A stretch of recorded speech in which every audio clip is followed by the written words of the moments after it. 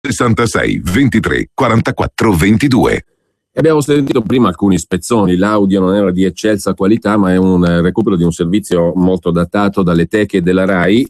La voce, dicevo, dell'ingegner Dante Giacosa e di Vittorio Valletta. Sono partito da qui e da Maria Rubiolo perché sono le tre persone alle quali è dedicato il libro del quale iniziamo adesso a parlare. Fiat, una storia d'amore finita, con il suo autore Riccardo Ruggeri, che credo sia già in collegamento telefonico con noi. Buongiorno Riccardo. Buongiorno e buongiorno a tutti gli ascoltatori di Radio Padania. Ecco, mi permetto di darti del tu perché pur non conoscendoci di persona, però abbiamo intrapreso una consuetudine amichevole tramite lettere, telefonate e io tramite la lettura dei tuoi libri. Partiamo da uno, ma a me è venuto in mente ieri ripercorrendolo e necessariamente anche l'altro libro che parla della Fiat in maniera ancora più diffusa e autobiografica sotto un altro punto di vista. Una storia operaia è il titolo dell'altro libro che tu hai dedicato alla tua vita ma anche alla tua esperienza nell'azienda, nella Fiat. E io sono partito da queste tre persone perché sono le persone alle quali tu hai dedicato il libro invece. L'ultimo, Fiat, una storia d'amore finita.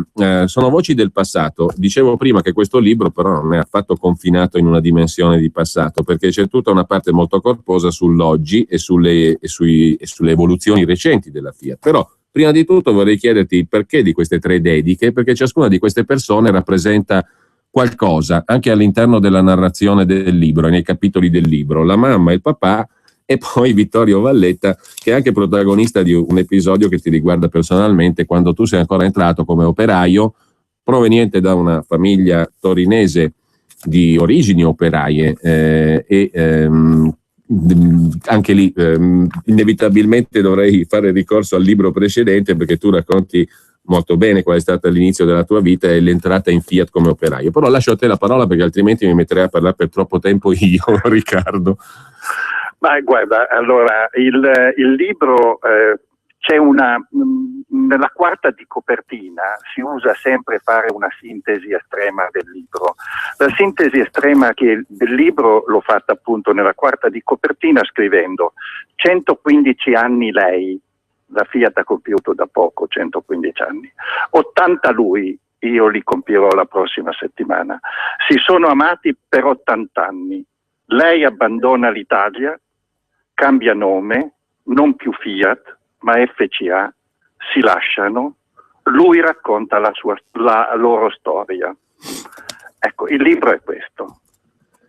Il libro è questo e nasce all'inizio di quest'anno, quando lo racconto nel libro, ricevo una telefonata da un amico di New York proprio nelle prime ore del giorno di Capodanno, che mi dice che la sera prima, lì c'è la differenza di fuso orario, era stato firmato l'accordo tra i sindacati di Chrysler che detenevano il 41,5% di Chrysler e Marchionne, che era l'ultimo atto prima di quella che sarebbe stata la fusione e il successivo AIPO, cioè la quotazione a Wall Street della Fiat. In quel momento capii che, lo avevo capito ovviamente molto molto prima, ma formalmente capii che il rapporto con la Fiat era finito. E anche se sarebbe ufficialmente finito a settembre, quando c'è stata la quotazione e c'è stata poco prima, quando c'è stato il consiglio di amministrazione che ha cambiato il nome.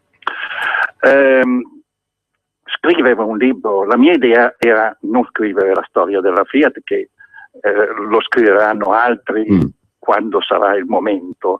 Il libro vuole semplicemente raccontare questi 80 anni, infatti inizia nel 1934, quando io sono nato, perché io in realtà mi sono convinto, ovviamente molti anni dopo, di essere già un dipendente Fiat nel momento della nascita. D'altra parte mio padre e mia madre erano operai Fiat, mio nonno era operaio Fiat e di conseguenza questo era il mio destino, era chiaro fin dall'inizio.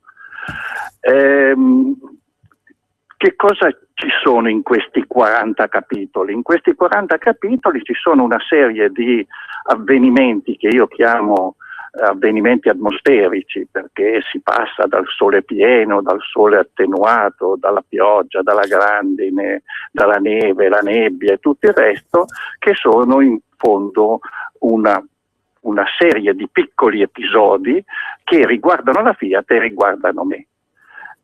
Riguardano me o come partecipante a tutta questa avventura, e questo però finisce nel 96 quando io esco dalla Fiat, e però prosegue nel fatto che io continuo a essere uno studioso. Da quel momento divento uno studioso del mondo Fiat, uno studioso, un investitore ovviamente risibile, ma che dimostra l'attaccamento che c'è verso questa azienda.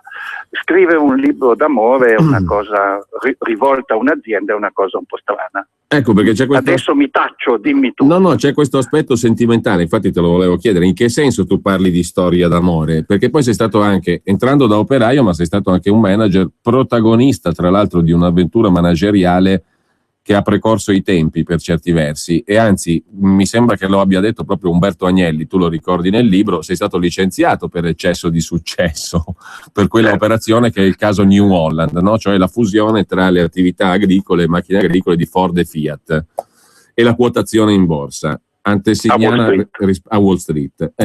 Quindi in che senso tu parli di storia d'amore, pur avendo un profilo che va appunto dall'operaio al manager in Fiat? Certo.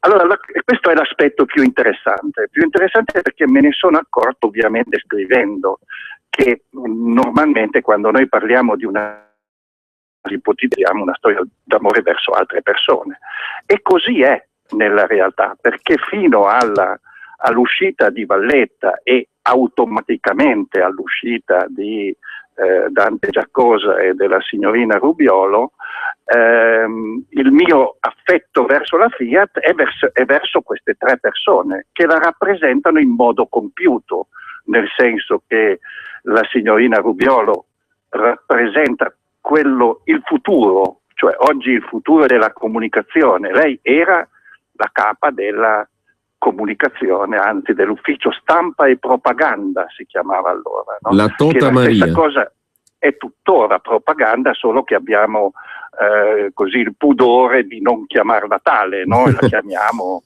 relazioni marketing, esterne, cose di questo genere. Dante Giacosa, che io considero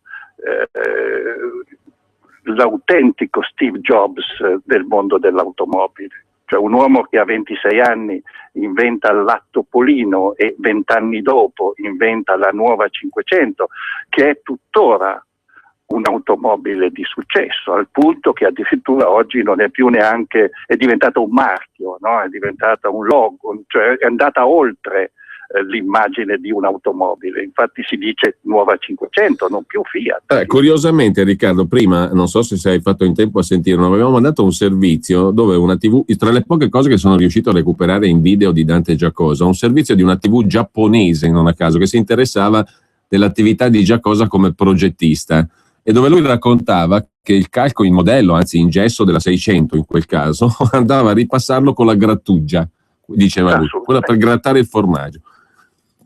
Sì, no, ma dunque, allora tu adesso hai citato il caso dei giapponesi, c'è una storia dietro a tutto questo. Quando i giapponesi, terrorizzati che la Fiat potesse sbarcare in Giappone con le vetture tipo la 500 e la 600, fecero un accordo col governo italiano con il contingentamento a poche decine di vetture, reciproco ovviamente, perché noi non andassimo in Giappone. Oltretutto poi molti anni dopo, poiché aveva una lunga durata questo accordo, si era verificato l'opposto, erano i giapponesi che non potevano più esportare da noi grazie a quel marchingegno studiato da loro. Questo per dirti com'era avanzata. Tieni solo presente che nel 1948 Dante Giacosa mette su un'automobile primo al mondo un motore diesel, che oggi è una banalità, ma il motore diesel di allora, ovviamente un motore diesel speciale fatto appositamente, era considerato una cosa per i camion. Certo. No? Cioè, cose, che emetteva delle cose puzzolenti, no? Tipico dei campi. Ecco, questo era allora, perché andando avanti nella storia d'amore, poi quando esce Valletta, ecco, io infatti, quindi tu, sono ti chiedo... un semplice travette, sì. no? Nel 67 io sono un semplice travette. Ecco, stavo dicendo, Riccardo, tu individui dopo l'uscita di Valletta, il ventennio sostanzialmente da amministratore e presidente, no?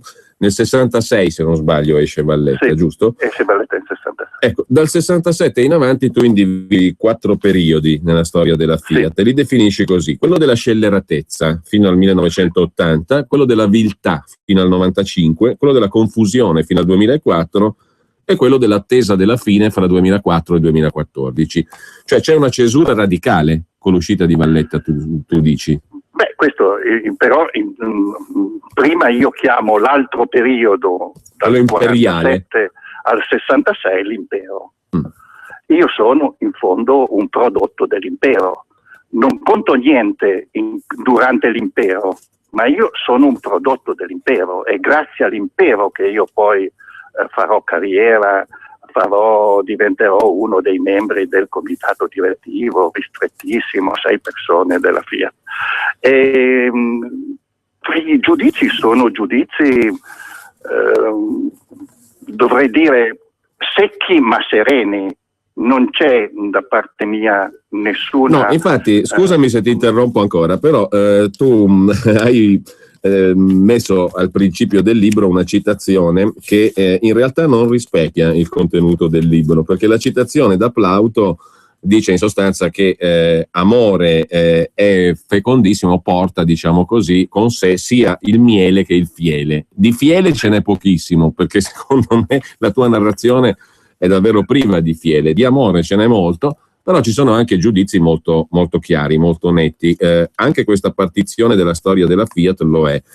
Volevo chiederti questo però, prima di proseguire, perché potremmo parlare per ore di questo libro, perché si occupa anche di un argomento che tutti gli italiani hanno bene o male nella loro memoria, certo. Economica, memoria culturale, memoria sociale, memoria politica anche, cioè la Fiat. Certo. Bene, la cesura dal 67 in avanti, questo volevo chiederti, la mia impressione da profano assolutamente, in quanto all'oggetto specifico, al settore automobilistico, però è come se fino al 67 il dominio fosse quello del prodotto, no? Tu parli anche delle 3 certo. regole fondamentali di Vittorio Valletta, certo. Le 3 regole del business dell'auto, no?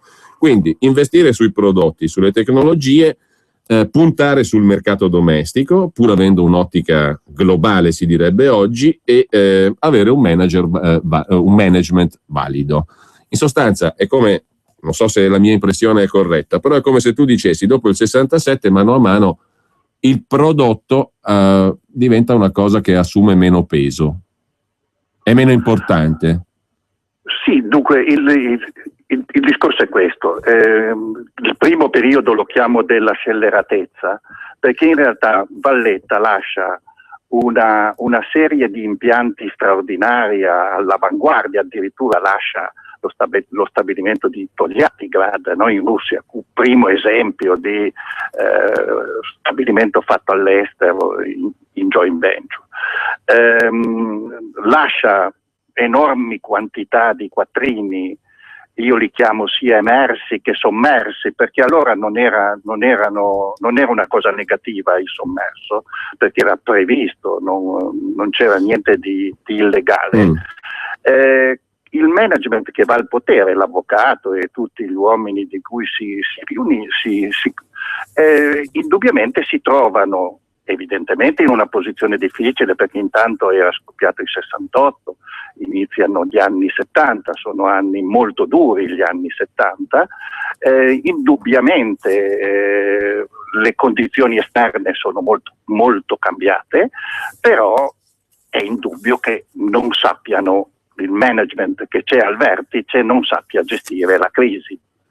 Esattamente la stessa cosa che avviene oggi in politica, no? L'Europa e gli Stati Uniti stessi. Noi non sappiamo gestire questa crisi, andiamo avanti per soluzioni, ricettine diverse. Uno degli errori che io giudico fondamentale, che nel libro io scrivo, è che l'avvocato, ovviamente conscio della sua non adeguatezza al momento e all'enorme carico di responsabilità che era stato gravato, si appoggia su Cuccia. Su Mediobanca. Su Mediobanca, ma Cuccia in particolare. Sì. Mediobanca era solo un piccolo, lo strumento, in realtà l'uomo era Cuccia. E quindi lì secondo me inizia il declino. Inizia il declino perché è per questo che chiamo questo periodo. Ecco, tu tra l'altro, scusami, lo definisci Cuccia un Robin Hood che rubava ai ricchi per dare ad altri ricchi. Uno che ad ancora più ricchi.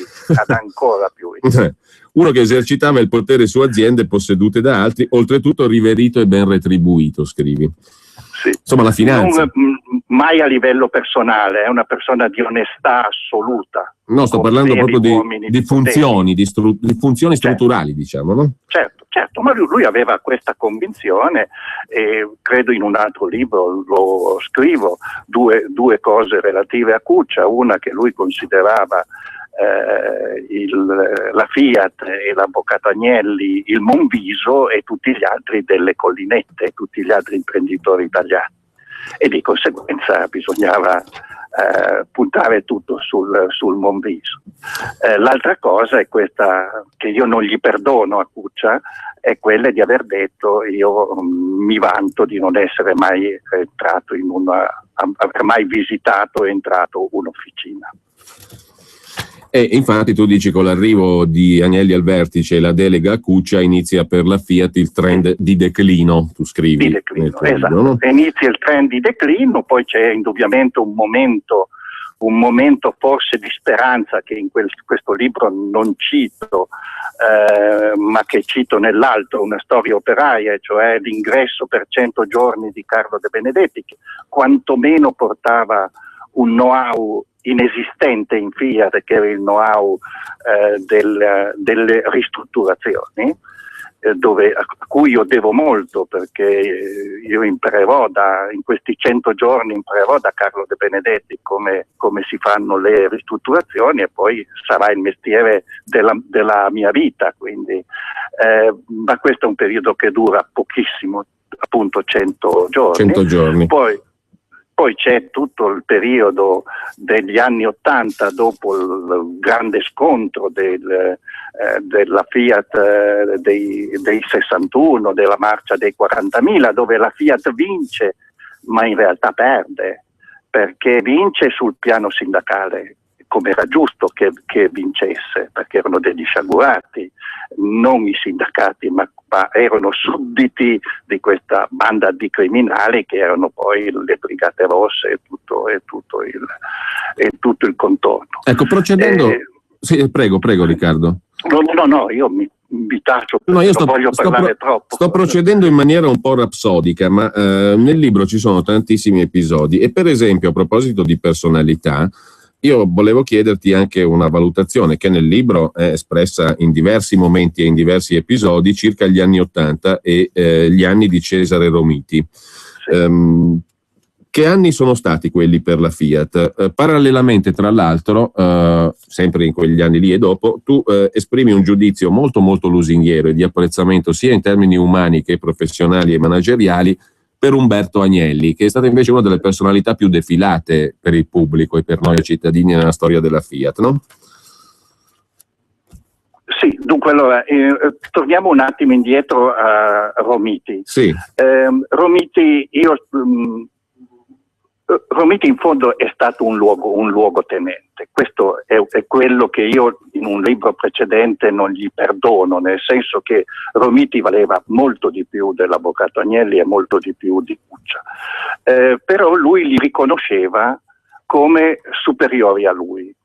Ecco, questo io non l'ho mai capito. Non ho mai capito se fosse lealtà, se fosse umiltà, non lo so, non ho capito. Comunque lui aveva le idee molto più chiare, però lui eseguiva degli ordini, una politica che poi era la politica di Cuccia, politica sciagurata, perché negli anni '80 bisognava fare l'internazionalizzazione della Fiat, non fare la diversificazione della Fiat, cioè comprare a man bassa tutto ciò che c'era in Italia, ovviamente facendo dei grandi affari dal punto di vista economico e quindi entrando dalle assicurazioni alle costruzioni e così via, ma perdendo quello che poi si pagherà a carissimo prezzo, il core business, cioè l'auto.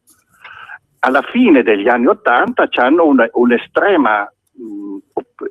nasce un'estrema opportunità quando l'avvocato dichiara a noi, ma quindi una cosa pubblica, forse non sarà venuta sui giornali, ma era nota a tutti, che lui sarebbe andato via e l'avrebbe sostituito il fratello Umberto e che Romiti sarebbe andato via e l'avrebbe sostituito Vittorio Ghidella, che sarebbe stata la salvezza della Fiat. Questo per un insieme di motivi che io racconto, ma che non avverrà sempre per la longa mano di Cuccia. Non si farà l'accordo con la Ford e quindi inizierà il periodo della confusione, che saranno gli anni che vanno dal 96 fino al 2004, quando si succedono tutta una serie di personaggi di vario tipo, per cui praticamente ogni anno si cambia l'amministratore delegato fino ad arrivare al 2004, quando viene defenestrato Morchio e arriva Marchione. Con Riccardo, un altro passaggio essenziale, ed è raccontato anche ancora più in dettaglio nell'altro libro, Una storia operaia, è la tua avventura, la citavo prima, di questi 1500 giorni per arrivare alla quotazione della New Holland a Wall Street. Sì.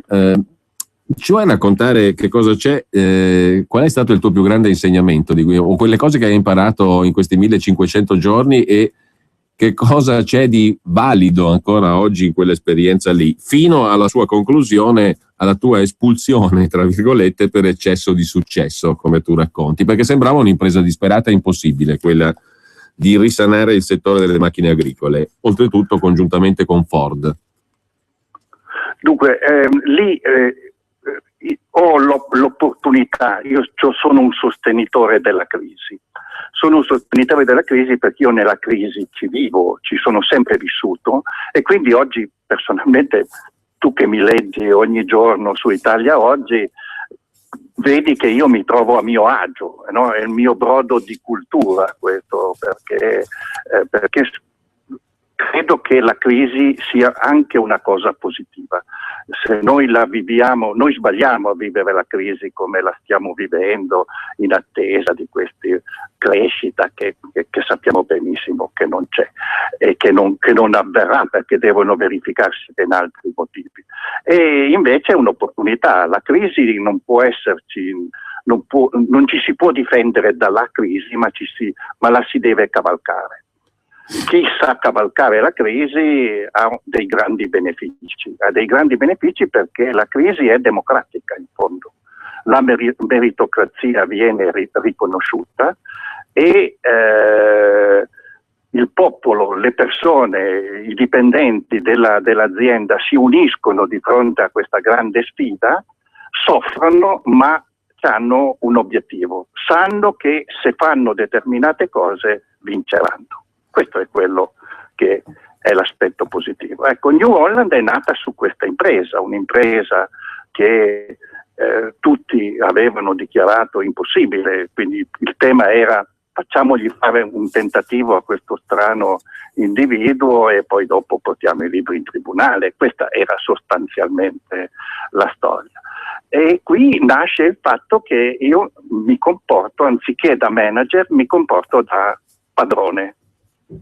Quindi io divento a tutti gli effetti un padrone, perché la proprietà mi aveva delegato tutto, talmente padrone che decido di trasferire i quartier generali che erano a Modena in Italia e a Lancaster negli Stati Uniti, che avevano addirittura 300 persone a testa, di chiuderli dalla sera alla mattina e di licenziare tutti e di trasferirmi con 20 persone a Londra.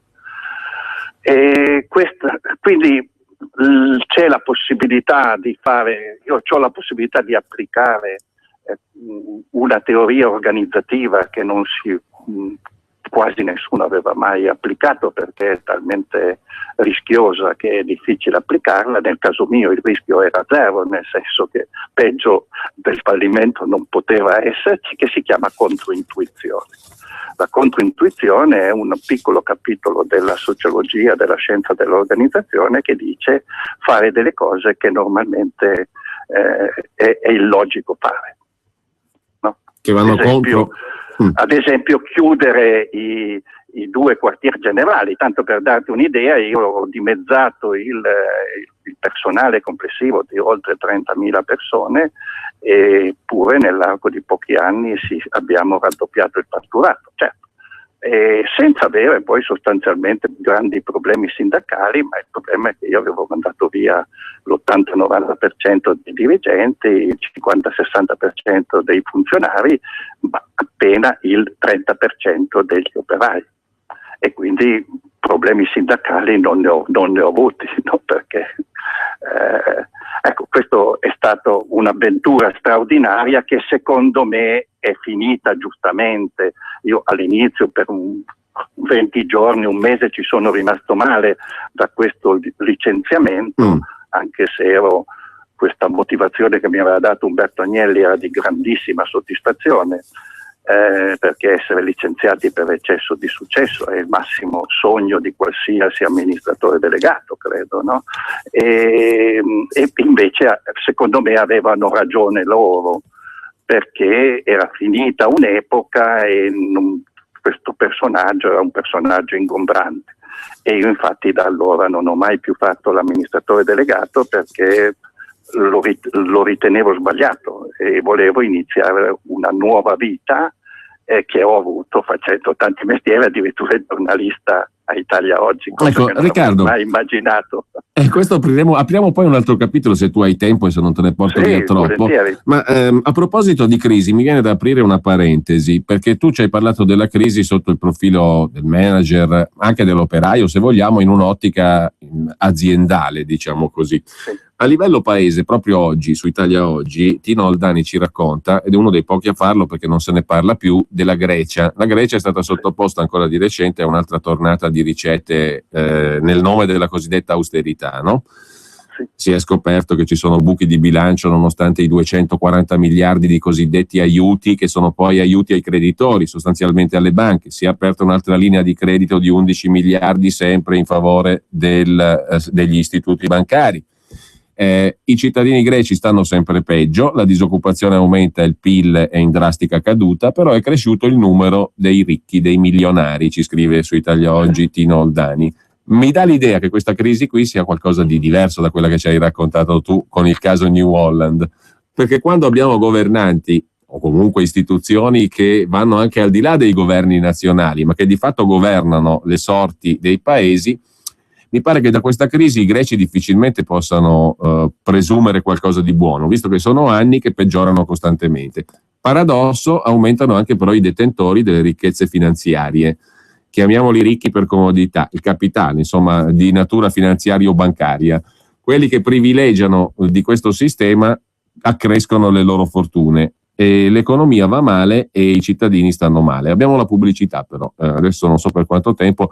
Poi vorrei una tua opinione su questo, in questo caso anche in veste di giornalista e di commentatore, di titolare della rubrica su Italia Oggi.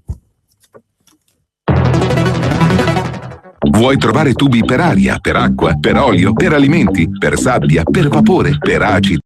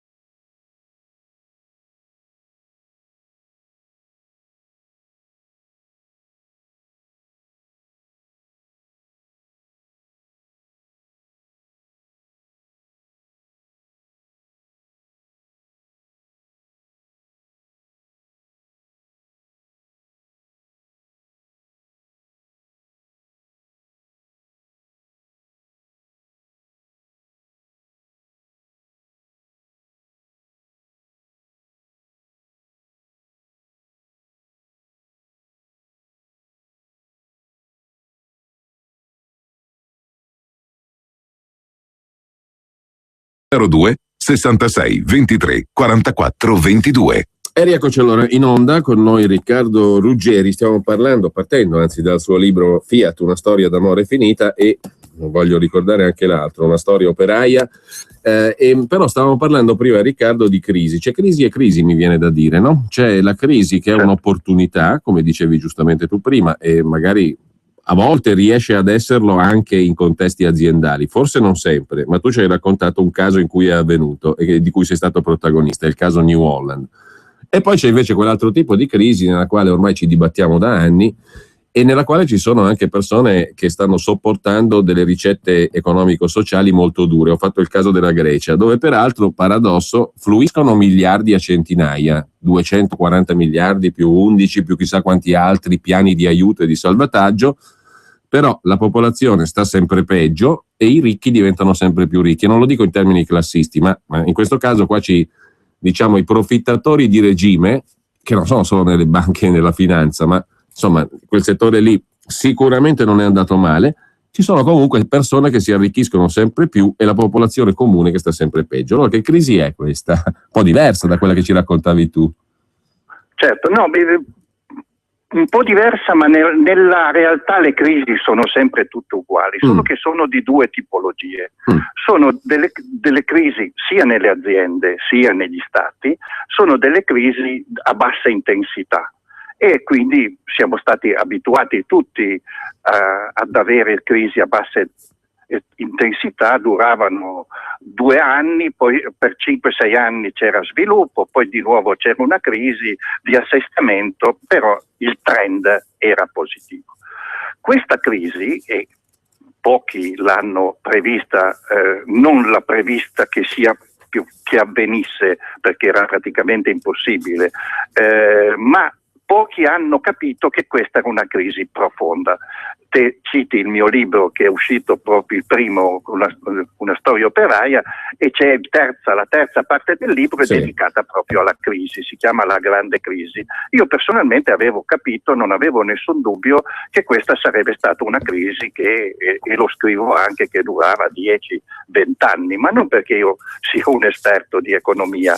Avevo vissuto nel 92, visto che ero presidente di una società italo, Fiat Hitachi, e quindi frequentavo molto il Giappone. Nel 92, come si sa, c'è stata questa grande crisi dalla quale i giapponesi non si sono più ripresi, visto che 20 anni dopo, quando stavano riprendendosi, è scattata quella del 2007. Allora, su queste crisi l'unico riferimento vero è la crisi del 29. Nel 29 i nostri nonni hanno fatto esattamente le stesse cose che abbiamo fatto noi. Per 4 o 5 anni gli Stati Uniti in particolare, che erano quelli più colpiti di tutti, hanno fatto una politica simile alla politica attuale, che fa l'Europa, e sempre con dei tentativi di fare l'innesco, il cosiddetto innesco, perché la crisi, perché si riprendesse, no? Giocando sul fatto che se il PIL supera il 3% c'è la possibilità dello sviluppo.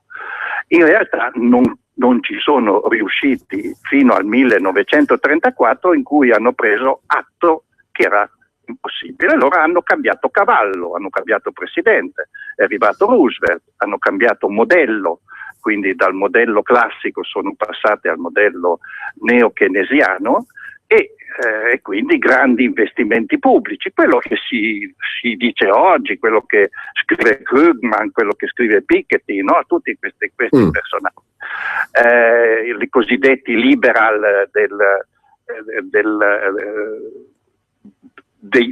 dell'acqua salata, in contrapposizione a quelli dell'acqua dolce della scuola di Chicago, i liberisti di Chicago. E quindi Roosevelt ha fatto enormi investimenti, ha indebitato spaventosamente lo Stato, e in realtà nel 1939 si accorge che era anche questo meccanismo era fallito. Solo che lì c'è un colpo di fortuna, se permettimi la battuta, se si può fare, è la guerra.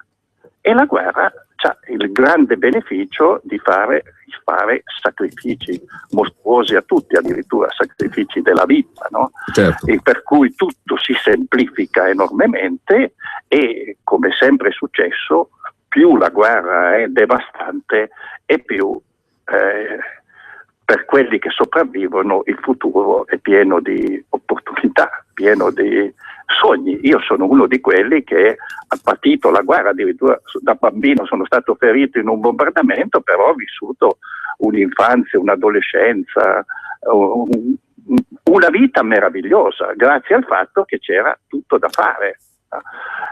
E quindi di nuovo si è innestato il problema. È chiaro che non si può pensare di fare una guerra, però l'unico modo è quello di resettare tutto. Quello che tentano questi signori, perché è il fatto che sono al potere ancora gli stessi, cioè quegli stessi che hanno fatto i disastri che hanno portato alla crisi, oggi sono quelli che gestiscono la crisi. Io lo trovo ridicolo una cosa così. Infatti non è mai successo perché la classe dirigente degli anni del 29 fino al 40 è stata spazzata via in tutti i paesi del mondo. In Italia è scomparsa l'aristocrazia, i Savoia sono scomparsi tutti, sono andati al potere altre persone. Noi invece abbiamo al potere sempre la solita classe dirigente, cioè quelli che io chiamo dei baby boomers. E questi qui non se ne vanno, anzi, hanno i figli che ripetono queste situazioni. Ecco, sta di fatto che la locuzione, la frase che tu usi spesso, impoverire la classe media e sedare quella povera, mi sembra descrivere questo tipo di crisi. Assolutamente, perché questa strategia, chiunque la faccia, no? Adesso ripeto, sta andando di moda, sta incominciando le prime cose relative a fare delle politiche espansive, che poi vuol dire fare debiti, cioè non vuol dire altro, però non viene fatta la ristrutturazione del paese. Cioè noi facciamo semplicemente i debiti, ma non viene fatta la ristrutturazione del paese, perché se fai la ristrutturazione del paese non vieni più eletto. Questo è il tema. Il tema è che, ed è il parallelo con l'azienda, è che te devi fare la ristrutturazione, devi con metà persone, adesso semplifico, banalizzo, non è per niente così, con metà persone devi raddoppiare il fatturato, devi mandare via i dirigenti, devi fare tutta una serie di azioni. E poi evidentemente allora sì che c'è poi l'innesco, però sono sacrifici. Ecco Riccardo, nel libro Una storia operaia, a proposito del capitolo sulla grande crisi, tu fai un parallelo tra i super manager e i super cuochi, partendo da una domanda del Wall Street Journal, che si domanda se non sia la classe dirigente la genia di manager colti ed eleganti ma avidi di denaro e carenti di cultura produttiva e di impresa, una delle cause fondamentali della crisi. Quelli che non hanno pagato, no? Perché tu scrivi oggi sul tuo pezzo di Italia Oggi di stamani, al massimo pagano multe milionarie costoro, però hanno comunque pur sempre profitti miliardari.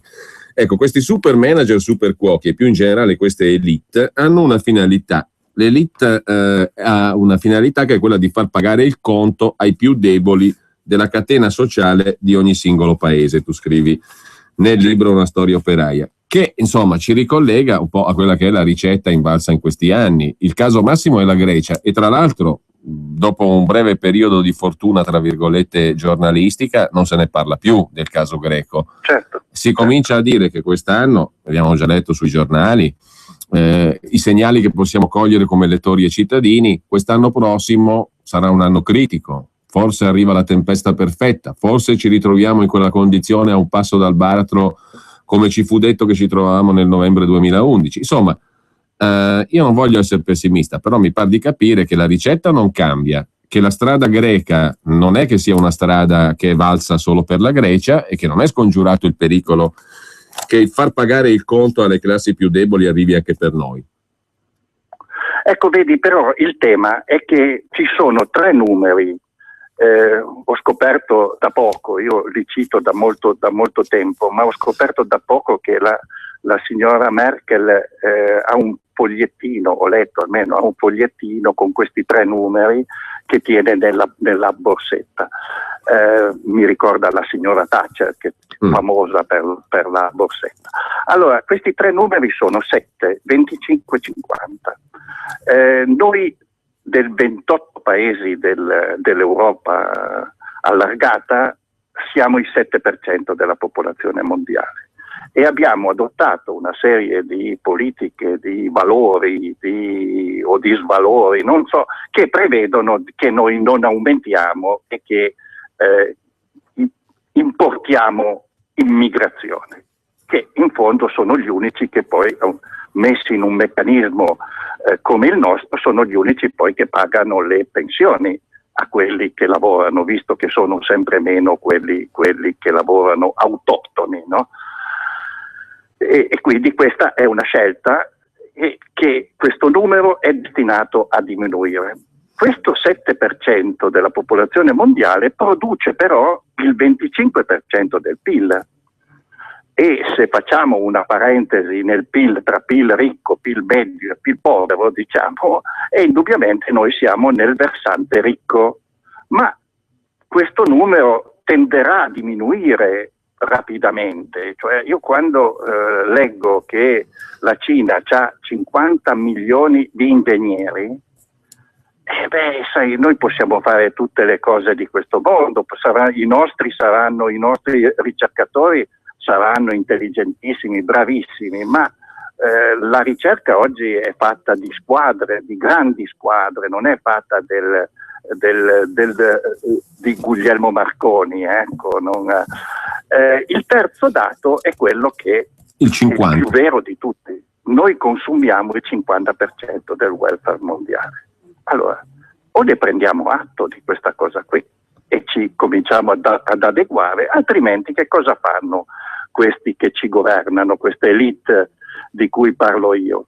Da un lato si fanno un po' di soldi loro, ma io non sono preoccupato del fatto che lo 0,1 della popolazione dell'Occidente guadagni, abbia il 10% della ricchezza. Non me ne frega niente a me interessa il 90%, non il 10% della ricchezza. Il vero tema che abbiamo è che noi abbiamo una classe dirigente e modelli che sono datati e che non stanno in piedi, questi modelli, perché a questo ci aggiungi la durata della vita media e il 48 è fatto. Non abbiamo parlato, per tornare al libro, Riccardo, il tempo vola, dell'ultima parte, che poi non è l'ultima parte, è buona parte del libro, cioè la Fiat del periodo 2004-2014, quella che arriva fino ad oggi e che tu incapsuli nel quarto periodo, l'attesa della fine. Qui si parla inevitabilmente di Marchionne, tu ne parli anche come azionista. Non ne abbiamo parlato perché in realtà siamo partiti così dall'inizio di questo libro, però buona parte del libro è dedicato all'analisi degli ultimi 10 anni, in sostanza, della Fiat. Se dovessi porti una domanda sintetica, Riccardo, che periodo è questo qui? E poteva essere diverso questo periodo, cioè non semplicemente l'attesa della fine, ma qualcosa che rimettesse benzina nel motore della produzione, del fare? Guarda, io stamattina ho ricevuto, poi spero di potergli rispondere, vedrò se potrò rispondergli addirittura su Italia Oggi. Ho ricevuto da un italiano in Cina da 12 anni che mi ha scritto una mail in cui mi dice: ho letto i suoi libri e lei tocca un tema che io condivido. Allora dico il tema, che quindi si riallaccia anche a questo discorso di Marchionne. Ci sono 2 modi, a mio modo di vedere, di fare l'amministratore delegato. C'è un modo classico che oggi è adottato praticamente da tutti, dal 99,99% dei super manager, che è quello di fare gli interessi degli azionisti, che mi sembra una cosa ovvia e una cosa oggettivamente logica in un sistema capitalistico. Questo modello addirittura si sono create, per tutta una serie di motivi che adesso sarebbe lungo andare a sviscerare, che non si ragiona neanche più a livello di anni, ma si ragiona a livello di trimestri, il che è un fatto forse positivo per certi versi, ma estremamente negativo per il lungo periodo, perché si vive alla giornata e un manager non deve avere una vision di lungo periodo, perché se non c'è quello, ma è semplicemente legato a portare dei profitti, secondo me non è il sistema migliore. Poi c'è un altro modo di fare il manager, che è quello con cui l'ho fatto io. Me lo potevo permettere perché in realtà io ero un padrone, come ho detto prima, perché l'azienda era fallita, e io l'ho fatto nell'interesse non degli shareholder, cioè degli azionisti, ma nella convinzione che facendo gli interessi di quelli che gli americani chiamano stakeholder, adesso spiego cos'è, io faccio automaticamente anche gli interessi di lungo periodo degli shareholder, cioè degli azionisti. Chi sono gli stakeholder? Gli stakeholder sono i dipendenti dell'azienda, sono i fornitori, sono le reti di vendita, sono le regioni che ospitano, ne hanno dei certo, benefici, lo Stato che prende delle tasse e così via, no? I professionisti che lavorano intorno all'azienda. Allora, se tu fai gli interessi degli stakeholder, nella mia profonda convinzione c'è anche gli interessi, e fai anche gli interessi degli shareholder. Ecco, questo è il modo con cui non lo ha fatto, ad esempio, Marchionne, ma ripeto, l'hanno fatto tutti. Lo fanno tutti nello stesso modo. Allora, il libro è però un libro aperto, nel senso che quelli innamorati di Marchionne, e sono molti, soprattutto nella classe alta del paese, tra gli intellettuali, trovano la giustificazione, tutta una serie di motivazioni. Io stesso dico che grazie a lui come investitore io ho guadagnato dei quattrini rispetto a ciò che ho pagato il titolo o il bond, e quindi è positivo da questo punto di vista. Se lo leggi dal punto di vista dell'ottica degli stakeholder, indubbiamente ci sono tutti gli elementi per dire che Marchionne non è questo personaggio che potrebbe apparire. Ma dietro a tutto, e questo credo che sia la vera essenza del libro, secondo me bisognerebbe leggerlo anche in questa ottica, c'è il fatto che l'automobile, a mio modo di vedere, richiede un approccio di politica industriale. Ecco perché tu dici, Riccardo, nel libro, proprio da questo punto di vista, che Volkswagen e i giapponesi, i Toyota, sostanzialmente sono gli unici rimasti a fare automobile. Perché lo dici? Proprio in relazione a quello che hai appena detto di Fiat e Marchionne. Che differenza c'è? Lo dico perché le automobili hanno una caratteristica, e la caratteristica è che ogni 2 o 3 anni tu devi fare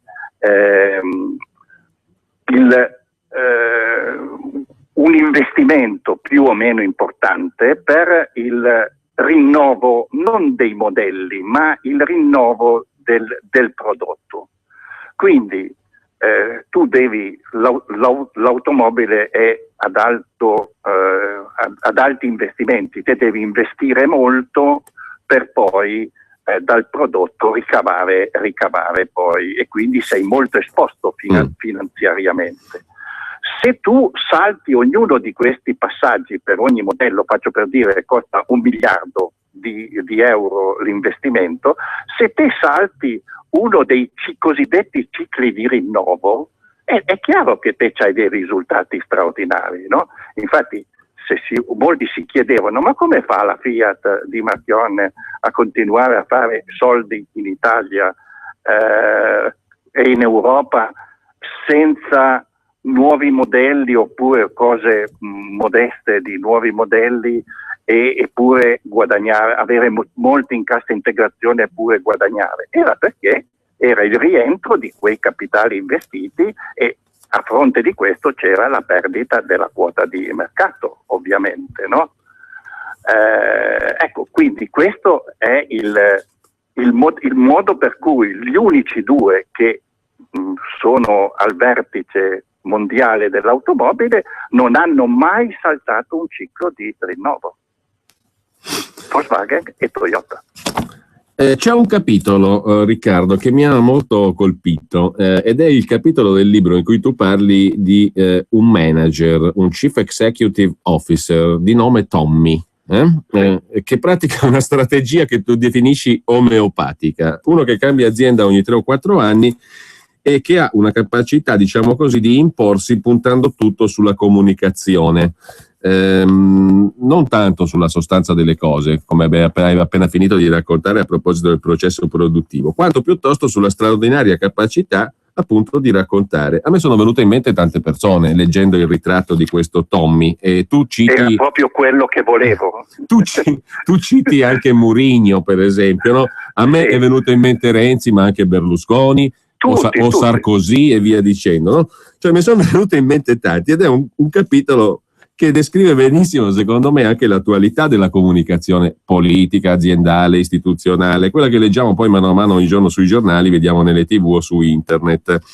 Il fine però, da parte di chi pratica questo tipo di comunicazione, è un fine alla fine sterile, mi viene da dire, perché è come se il tuo libro fosse tranciato a metà, diviso proprio a metà, tra una parte che racconta, attraverso il racconto della Fiat, un mondo nel quale si produce, si fa. Io torno lì, forse è un po' semplificata la mia visione, Riccardo, però mi colpisce perché c'è il mondo dei Tommy, diciamo così, che è quello contemporaneo, e c'è il mondo invece di Giacosa, Valletta e della produzione, attraverso il caso Fiat. Quello mi viene in mente. Ma sono proprio inconciliabili sti due mondi. Cioè su questo non ci sono dubbi.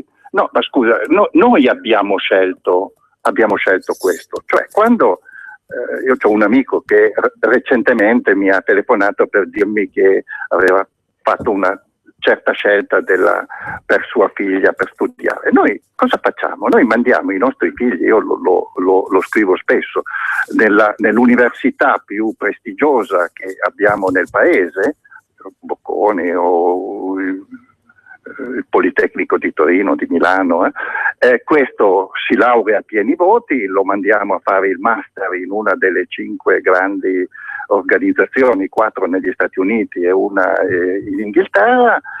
Quando escono da questo master vanno o in McKinsey o in Goldman Sachs, a seconda se scelgono l'organizzazione o la finanza, diventano junior partner di queste società, vedono un sacco di cose, guadagnano un sacco di soldi, poi diventano assistenti dell'amministratore delegato di qualche azienda e infine amministratori delegati, oppure addirittura seguono un'altra strada, la strada, chiamiamola, dell'alta politica, delle alti consessi, no? Tanto per dirci, alla Draghi, per dire, sì, no? Che è l'equivalente di un amministratore delegato in un altro senso. E poi noi pretendiamo che con dei curriculum simili si possa fare business in modo serio. Io lo trovo divertente, ecco, ma eppure noi abbiamo montato un mondo così, è il mondo dei Tommy. Tu hai proprio colto in quello, oltretutto è una persona che esiste, Tommy, e che io incontro due volte, suggerisco, è un capitolo da leggere. No, è per quello che è efficace il ritratto, è efficace proprio perché si capisce che esiste. Non è una metafora. No, esiste nel senso che io ho fatto il suo consulente. No, appunto, non è una metafora. Ho fatto il suo consulente per un certo tempo, ma lui non gliene fregava niente. Io non ho mai parlato, ho fatto il suo consulente, ero strapagato, eppure non ho mai parlato, perché io stavo ad ascoltare lui. E quindi in realtà io ho imparato da lui, ho imparato il negativo, non il positivo. Ecco Riccardo, per chiudere e per andare, poi ricordiamo anche i riferimenti, il sito innanzitutto grantorinolibri.it per chi è interessato al libro, ai libri anzi, perché abbiamo parlato in realtà di due, abbiamo parlato poco di Una storia operaia, che è un libro che si legge ancor più come un romanzo, devo dire, un romanzo biografico, ma anche appunto di una vicenda che è individuale, ma che attraversa la storia dell'economia e la storia anche politica. Sono moltissimi gli episodi che tu racconti in relazione alla tua lunga vita in Fiat e alla tua storia personale.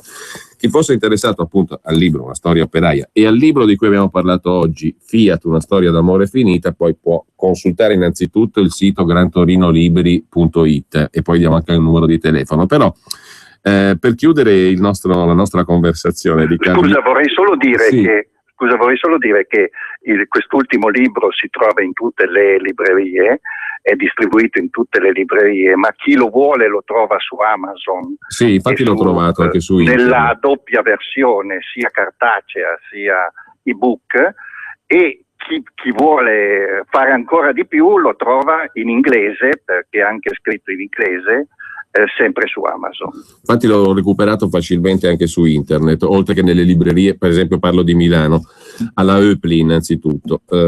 In ogni caso, per chiudere la nostra conversazione, dicevo Riccardo, tu hai citato prima il modello Il mondo dei Tommy, no? E mi viene in mente, ho letto stamattina, ma c'è anche nel tuo libro una manifestazione di stima, invece anzi tu scrivi oggi nel tuo articolo di stamani: l'unico col quale mi sentirei tranquillo, e mi sono sentito tranquillo, è stato il Langarolo Luigi Einaudi. Insomma, dobbiamo rassegnarci, secondo te, al mondo dei Tommy o vedi qualche Einaudi in circolazione? No, io mi auguro solo che succeda qualcosa, non so assolutamente, perché il bello della storia, e per questo bisogna essere fiduciosi, non bisogna essere pessimisti, il bello della storia è che quando noi meno ce l'aspettiamo succede qualcosa. Succede qualcosa e che ci prende tutti in contropiede. Chi avrebbe mai immaginato, nel pieno dello sviluppo, della globalizzazione, del successo di Wall Street, di tutto il resto, che tutto crollasse per dei mutui per delle casette americane? No, cioè nessuno poteva. Eppure si è creata una valanga ed è successo questo. Secondo me non l'abbiamo saputa gestire perché erano gli stessi che l'avevano creata, e di conseguenza, ma te immagina l'opportunità che avremmo avuto se l'avesse fatto qualcuno con uno stile, passami il termine, guerresco, no? Di cogliere l'occasione per fare pulizia. Questa è la grande opportunità, altrimenti saremo costretti a questi discorsi come facciamo oggi. Te prendi solo un caso che forse non so se anzi citerò in un pezzo che uscirà domani. Noi stiamo approvando, il Parlamento italiano sta approvando la legge di stabilità che in fondo cos'è? Il budget di un'azienda dove il fatturato è rappresentato dal PIL. Su questo patto di stabilità, questa legge di stabilità, c'è scritto che è più 0,6. E sappiamo già oggi che se tutto va bene il 2015 sarà 0. Allora capisci che tutta questa legge la puoi prendere e buttare. Se fosse un azionista, se io mi presentassi da un azionista in queste condizioni, mi avrebbe licenziato. Beh, certo. Sì. Allora, abbiamo esaurito il nostro tempo, Riccardo. Io ti ringrazio Riccardo Ruggeri, autore del libro Fiat, una storia d'amore finita, di cui abbiamo parlato e dal quale abbiamo anche preso spunto. Buon lavoro, grazie. Il sito grantorinolibri.it, per chi è di Torino anche la libreria Luxembourg in via dell'Accademia delle Scienze 1, 011 56 13 896. Grazie a Riccardo Ruggeri. Grazie a tutti i tuoi ascoltatori e a te. Plenair.it. Stop. Plenair.it.